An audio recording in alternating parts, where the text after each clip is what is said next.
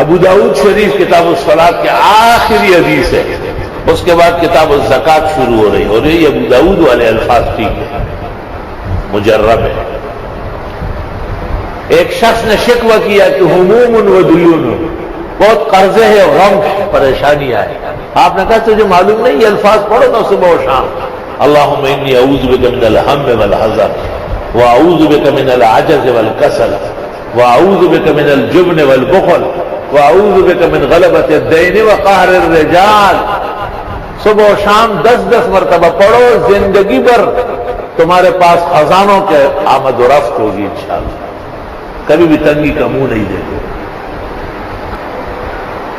فجر کی نماز پڑھ کر اسی ہیئت پر سورۃ شورى کی آیت نمبر 19، اللہ لطیف بعبادہ یرزق من یشاء وهو القوی العزیز، کبھی بھی ناغہ نہ کرنا، دائیں ہاتھ کے پوروں سے 70 مرتبہ پڑھنا، اللہ تعالیٰ تنگی کبھی بھی نہیں دکھائے گا۔